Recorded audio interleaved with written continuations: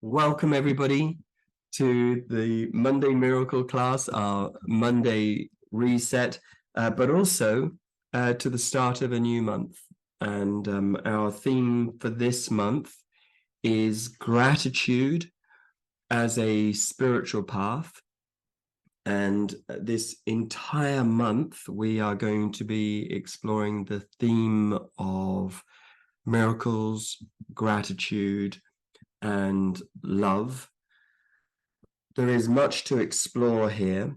And to start with, we thought we would actually work with today's lesson, which I think is a perfect lesson for helping us to center ourselves in these increasingly uncertain and unsettling times.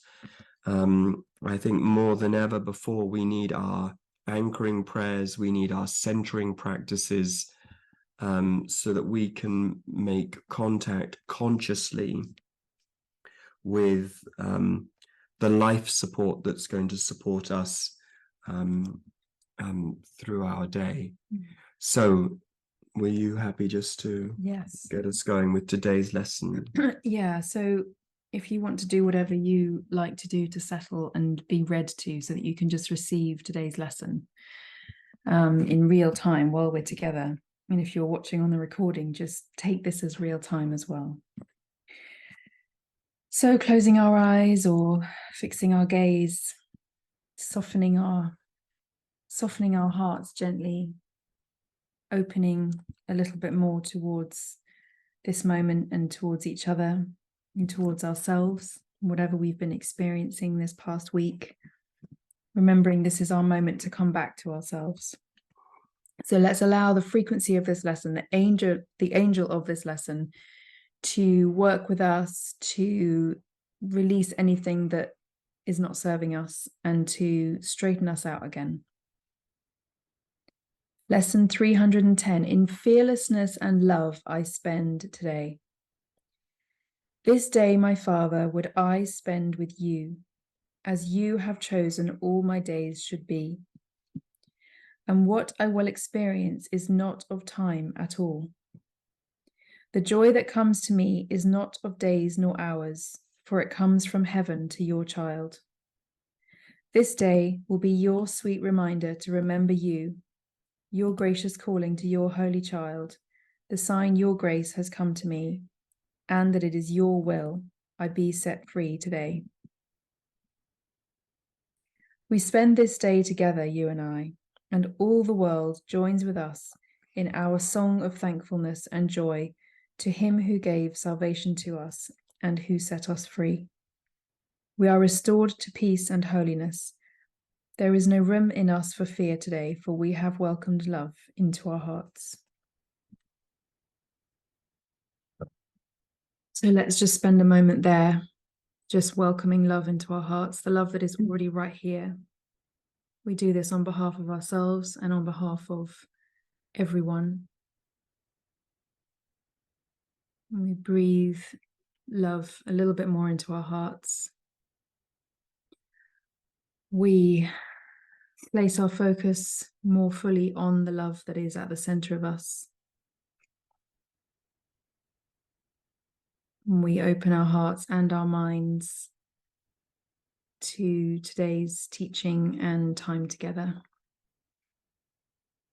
And as we open our eyes, we remember that we are accompanied in this very beautiful way by this wonderful group.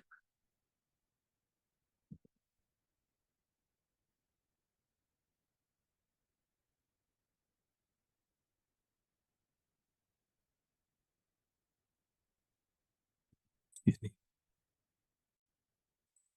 Okay. So we're going to explore abundance today, and also a theme that the Course talks a lot about, which is our natural inheritance. In this beautiful lesson we are focusing on here, there is mention of a grace that has already come to us. And I really want you just to hold that word grace front of mind. There's also a lovely term in this lesson, the song of thankfulness. And I'd also like you just to hold that front of mind as well. A song of thankfulness and a grace that is here for us. If we go all the way back to the beginning of A Course in Miracles, in the introduction, we read this: "The Course does not aim at teaching the meaning of love, for that is beyond what can be taught. It does aim, however, at removing the blocks to the awareness of love's presence, which is your natural inheritance." All of the great spiritual traditions teach us that we arrive trailing clouds of glory, that we arrive with an inheritance. And our work in our life is to be able to claim that inheritance so as to be able to make our way through the world with a great feeling of guidance, support, and abundance each and every step of the way. Now, clearly, for many of us, this is not our experience of the world. What we experience in this world is lack, deprivation, and a sense of not enoughness on many, many levels. And it's played out everywhere, all around us, all of the time. I thought I'd share with you just today something, very personal. And even just 2 hours ago, I was in my therapy session, and I was reflecting on my upbringing. And I had a most unusual upbringing in that my mother and my father came from two completely different classes. My mum came from a very upper class life here in England, where she mixed with the lords and the ladies and the kings and the queens. And my father was a working class man who she shouldn't have fallen in love with, and she definitely shouldn't have married. When my mother married my father, she was disinherited from the family's wealth. What this meant was that for us as an upbringing, we lived in rented accommodation in very small properties, and we were surrounded by the inheritance but had no access to it. And my mum gladly made that sacrifice because she was looking for something more meaningful than money in her life. What she was looking for essentially was an experience of love. For me as a young boy, it was very difficult knowing quite how to balance a life where we appeared to have very little and were often on the poverty line, and yet we were regularly visiting my granny and my grandpa on my mum's side, and all of my cousins who were just loaded with a handsome financial fortune. And one of the things I was looking in my session today was the difference between good fortune and grace.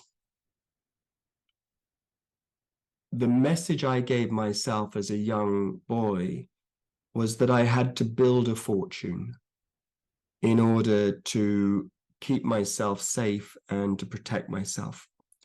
The message I gave myself as a young boy was that I had to earn, work, and deserve a good fortune in life that would keep me safe and that would look after me and look after my family, so that we would be okay.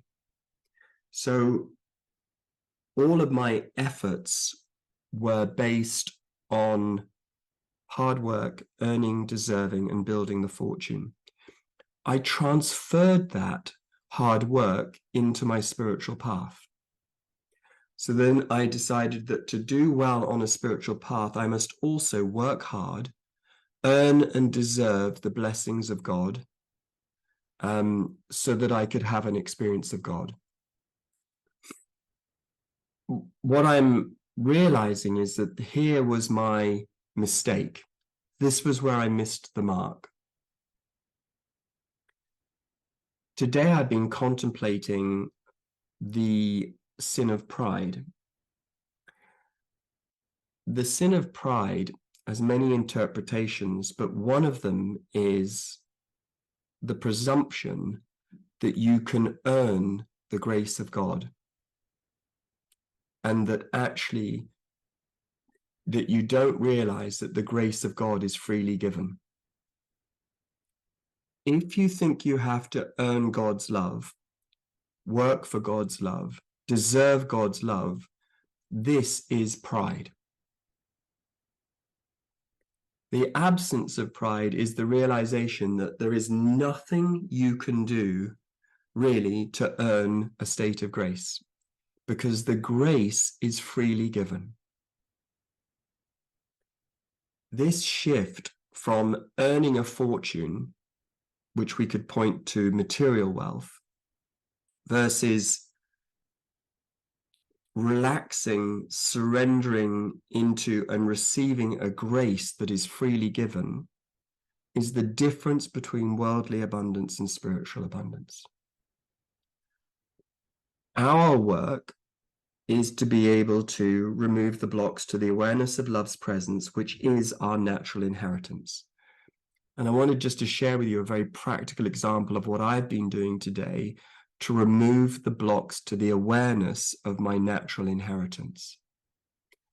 So this is my work. My work is to look at my family story, see that there's a story in there where my mother was deprived of an inheritance, but willingly so, because she was looking for something that money can't buy. And at the same time, looking at my part in the story and realizing that if I was going to have any sense of abundance in life, I was going to have to earn it, work for it, and deserve it, and that I was going to do this in a very self-reliant way.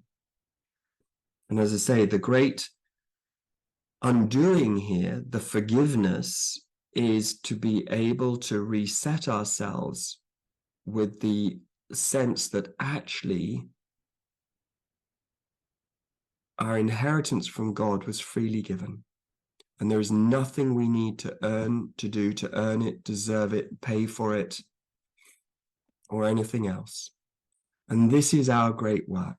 Our great work is to see if we can be innocent enough all over again to truly allow the grace of heaven to flow through us in such a way that it increases our good fortune, but would also inevitably increase the good fortune of everybody around us.